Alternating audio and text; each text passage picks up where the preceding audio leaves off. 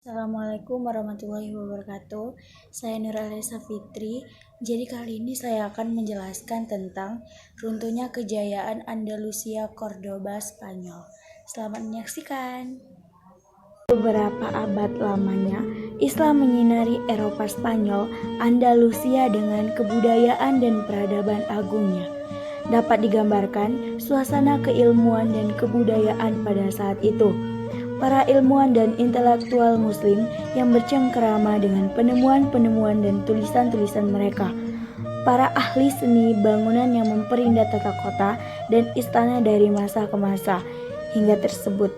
Dan termaktublah dalam literasi sejarah satu di antaranya, yaitu Istana Merah Alhambra. Berbilang tahun, rindu hingga abad telah digambarkan dalam kitab-kitab sejarah suasana keberagamaan penduduk negeri yang menggetarkan nurani. Alunan syahdu ayat-ayat suci Al-Quran yang menyinari rumah-rumah penduduk terutama pada saat ba'da maghrib dan subuh. Bagai dengungan cinta yang membahana membelah langit di Cordova. Hingga Allah mendongakkan wajahnya mengundang senyuman, barokah dan cintanya, maka semakin bercahayalah negeri Andalusia, Cordoba, Spanyol.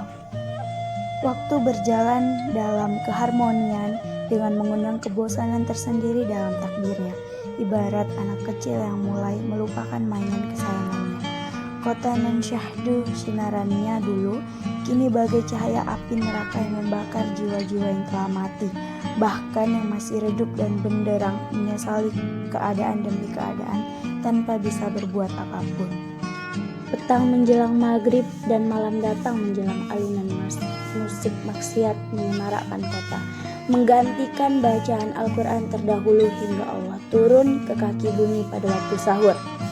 Dentingan alat musik, cawan-cawan dan botol-botol minuman khamar hingga cekikikan wanita pelacur menjadi pemandangan baru yang menyedihkan, mengundang murka Allah dalam kesabaran hingga berbilang tahun. Kepalan tangan kegeraman Allah terbuka. Bumi Andalusia bergetar hebat, bagai petir di siang bolong. Sungguh mengejutkan siapapun. Kekuatan itu di luar dugaan. Nasionalisme Kristiani menunjukkan kukunya.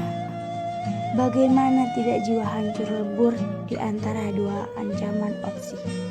Bagaimana jiwa tidak terhimpit bagai menghadapi sakratul maut? Tetap berada di dalam negeri dengan bergantinya akidah, atau pergi jauh meninggalkan negeri dengan kapal-kapal yang sudah tersedia? Sungguh keduanya adalah pilihan yang sepi sekali, mengiris jiwa dalam jeritan tak terdengar. Mengalirkan air mata darah dalam ancaman, menghadirkan duka nestapah dalam besarnya keraguan jiwa.